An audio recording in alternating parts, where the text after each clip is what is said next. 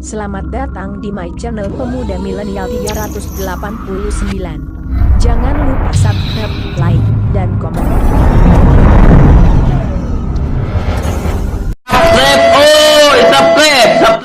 Assalamualaikum warahmatullahi wabarakatuh.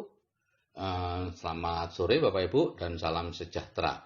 Hari ini saya akan menyampaikan yaitu topik cash flow kuadran. Ya, ini ada dalam buku Robert T. Kiyosaki ya, panduan ayah kaya menuju kebebasan finansial. Bapak Ibu, ada 3 pilihan dalam menjalani hidup ini, yaitu yang bekerja sementara 2-5 tahun atau 10-15 tahun tergantung bidangnya. Kemudian pensiun kaya dan makmur. Ya, bisa bebas finansial, bebas waktu, memiliki penghasilan pasif yang lebih besar dari biaya hidupnya. Kemudian yang kedua adalah bekerja mencari nafkah selama 30-40 tahun seperti yang biasanya itu. Kemudian pensiun, dan pensiunnya masih tanda tanya apakah enak atau tidak. Gitu ya. Nah, yang ketiga adalah bekerja mencari nafkah sampai akhir hayat, yaitu 40-60 tahun. Ya, bisa di satu bidang pekerjaan seperti dokter, pengacara, atau di berbagai bidang, misalnya tentara, kemudian pensiun menjadi satpam, pensiun menjadi tani. Nah, sekarang mana yang paling enak? Tentu yang di atas ya. Cuman problemnya adalah tidak banyak orang yang tahu tentang yang di atas itu. Ya, saya baru umur 49 baru tahu Bapak Ibu tentang adanya orang yang bekerja sementara kemudian bisa pensiun kaya dan makmur. Ya. Saya tahunya atau menurut saya orang yang sukses adalah orang yang bekerja keras dan sepanjang dia bekerja keras terus bisa mempertahankan kesuksesannya. Artinya untuk mempertahankan kesuksesannya dalam kehidupan sehari-hari, uang masuk dan lain-lain, dia harus bekerja keras terus. Padahal ternyata tidak seperti itu. Bahkan 5% orang yang punya 95% kekayaan di dunia ini tidak melakukan hal itu. Nah, mana yang paling tidak enak? Yang paling tidak enak tentu yang paling bawah itu ya, bekerja mencari nafkah sampai akhir hayat. Seperti dokter, pengacara, dan lain-lain. Mereka tidak berani berhenti bekerja. Karena ya, kalau berhenti bekerja mereka tidak mendapatkan uang. Nah, tapi bagi orang-orang di nomor 2 yang pensiunnya kecil, mereka merasa bahwa bekerja mencari nafkah sampai akhir hayat itulah yang paling enak. Seperti dokter, saya dulu dikatakan paling enak, tidak ada pensiunnya. Setelah cerdas finansial, saya baru tahu bahwa tidak ada pensiunnya, artinya saya harus bekerja terus sampai mati. Gitu ya. Nah, ini 3 pilihan, terserah mana yang Bapak Ibu pilih. Tapi bagaimanapun untuk bisa memilih yang enak, Bapak Ibu perlu tahu yang namanya cash flow kuadran. Nah, ini ada 4 cara mendapatkan penghasilan menurut Robert T. Kiyosaki. Yang pertama adalah employee atau pegawai. Ya, ini kerjanya keras, tidak aman, dan tidak punya waktu. Ya, ini penghasilan aktif. Kemudian yang kedua adalah self-employed. Ini biasanya utangnya besar. Semakin besar penghasilannya, semakin besar utangnya. Ya. Kemudian insufficiency fund, jadi memang tidak memiliki uang, gitu ya, tidak memiliki uang. Nah, 95% orang berada di sini, Bapak Ibu, 5% orang yang 5% kekayaan yang ada di sini, dan bawaannya stres, walaupun orang-orang di luar sana menganggapnya mereka itu orang kaya, gitu ya. Tapi ternyata di dalamnya stres sebetulnya. Karena penurunan penghasilan sedikit saja sudah bisa goncang, gitu ya, keuangannya. Nah, yang sebelah kanan adalah business owner. Ini ada 3 macam business owner, yaitu ini bisnis bersistem ya, bisnis yang bisa ditinggal dan autopilot ya. Ada konglomerasi, yaitu bisnis besar, waralaba yaitu jaringan bisnis sejenis, dan networking yaitu jaringan perorangan gitu ya. Semua business owner adalah jaringan, entah itu jaringan bisnis besar, perorangan, atau bisnis sejenis. Ini biasanya kerjanya mudah, hasilnya stabil, dan punya banyak waktu gitu ya. Nah, yang terakhir adalah investor. Ini tentunya uang yang bekerja untuk kita, gitu ya. Tidak punya utang dan berkelebihan uang. Nah, 5% ada di B dan I, hanya 95% uang ada di sini. Bawaannya adalah freedom, gitu ya. Nah, kita jangan lama-lama ada di sebelah kiri, segera saja pergi ke kanan. Itu menurut Robert T. Kiyosaki. Masing-masing kuadran itu beda karakter dan bahasanya, Bapak Ibu. Employee atau pegawai itu yang orang bekerja kepada orang lain ya, mulai dari direktur utama sampai tukang sapu, itu namanya employee. Biasanya hidupnya dipenuhi rasa takut atau karakternya adalah karakter takut dipecat. Akhirnya takut membuat kesalahan, gitu ya. Takut mengambil risiko dan bahkan kalau parah ya takut mencoba sesuatu, ya. Pokoknya bawahnya takut aja.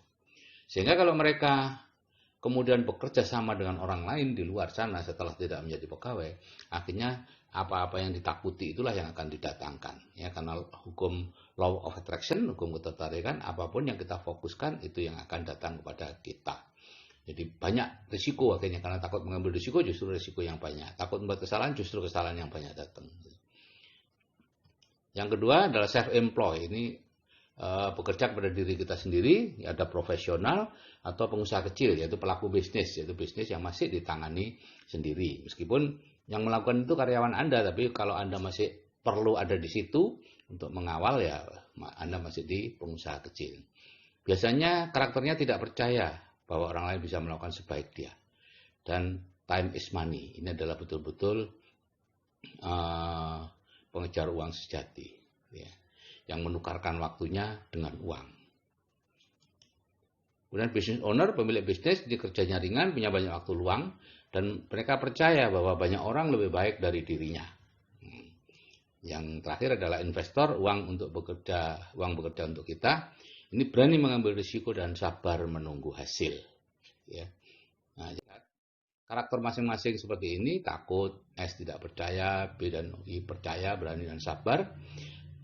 Bahasanya pun berbeda, cara mereka bicara juga berbeda.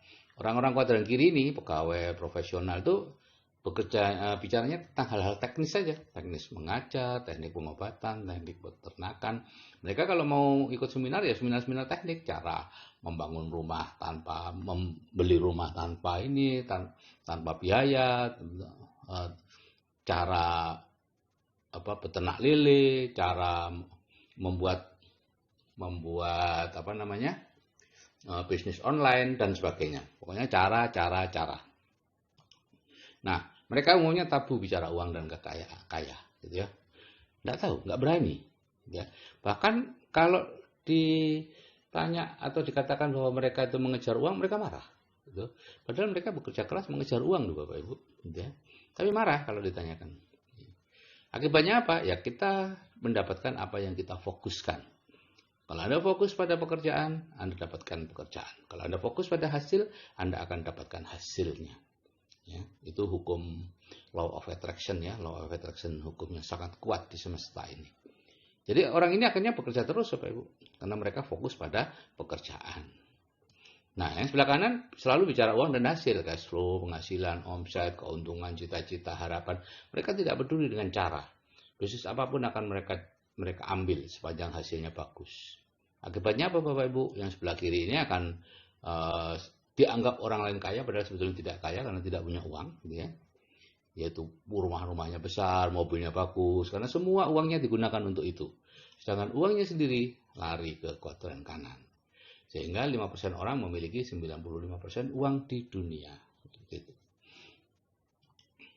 Nah, antara kanan dan kiri itu seperti ada tembok pembatas yang sangat tebal sehingga nyaris tidak berhasil atau sulit untuk menembusnya walaupun kita ingin ke kanan.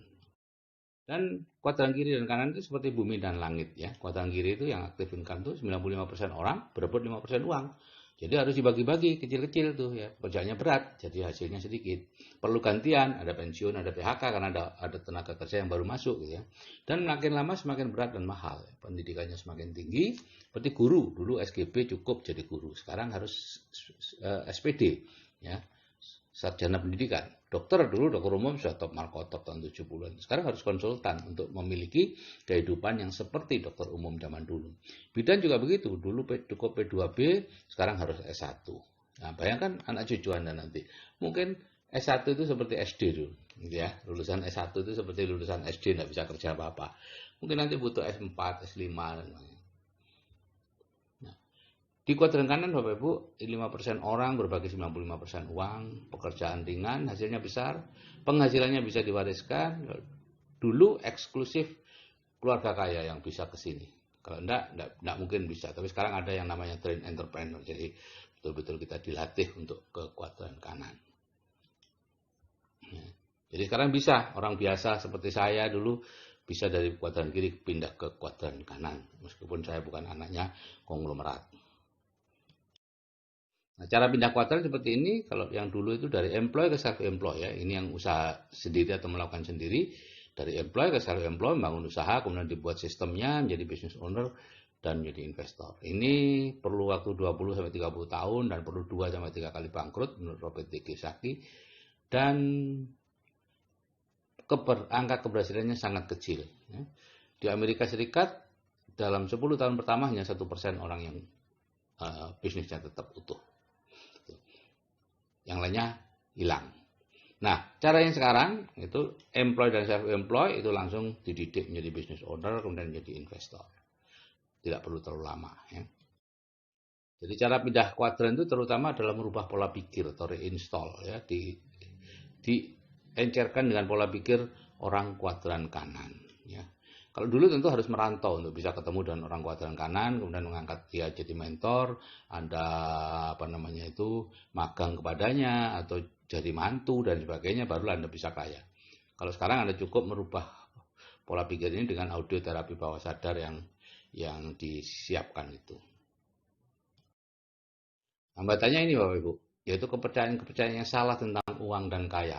Ya, uang tidak dibawa mati, orang kaya itu dihisap lebih lama dan sebagainya. Itu semua penghambat Bapak Ibu. Gitu ya. Sehingga Anda takut menjadi kaya dan takut punya uang banyak karena uang penyebab masalah gitu ya, sehingga takut. Nah, kepercayaan yang salah tentang penghasilan pasif dan aktif. Dikira kalau penghasilan pasif itu penghasilan tanpa kerja, penghasilan hasil setan yang memperlakukan orang lain seperti budak, bla bla bla bla bla yang negatif-negatif, padahal itu salah sama sekali. Penghasilan pasif adalah penghasilan berasal dari aset yang sudah Anda bangun atau Anda beli sebelumnya. Ya, itu penghasilan pasif. Kemudian ketidaksukaan kepada MLM akibat informasi yang salah. Ya, di Indonesia hampir kebanyakan yang disebut MLM itu sebetulnya bukan MLM tapi money game yang merugikan orang. Sehingga akibatnya apa? Orang menganggap itu MLM. Nah, itulah yang menyebabkan kita tidak suka kepada MLM. Termasuk saya dulu sangat tidak suka kepada MLM. Nah, ini semua adalah disebut mental block bidang keuangan, Bapak Ibu. Ya, dan semuanya ini masuk dari orang lain kepada kita, sehingga kita perlu menghilangkannya. Bapak Ibu sudah punya alatnya dengan SEF, Spiritual Emotional Freedom Tactic, atau dengan EFT untuk menghilangkan. Perlu dihilangkan, Bapak Ibu. Misalnya dengan setup, ya Allah, meskipun saya menganggap uang itu tidak bisa dibawa mati, saya ikhlas, saya pasrahkan semuanya kepadamu. Atau, ya Allah, meskipun saya sangat benci kepada MLM, karena katanya merugikan banyak orang, saya ikhlas, saya pasrahkan semuanya kepadamu. Itu aja. Ikhlaskan aja, kembalikan kepada Allah, pada Tuhan Anda. Nah, penghasilan pasif itu bisa diwariskan Bapak Ibu ya. Kalau kuadran kiri itu, ayah misalnya jadi guru, anaknya jadi dokter, cucunya mungkin kerja di bank. Ya, semuanya tidak bisa meneruskan apa yang sudah dicapai oleh ayahnya. Semuanya harus memulai dari bawah. Sebaliknya di kuadran kanan, ya. Semua bisa meneruskan apa yang dicapai oleh orang tuanya. Kita bisa meneruskan. Sehingga bisa mencapai ke puncak, Bapak Ibu. Itu bedanya.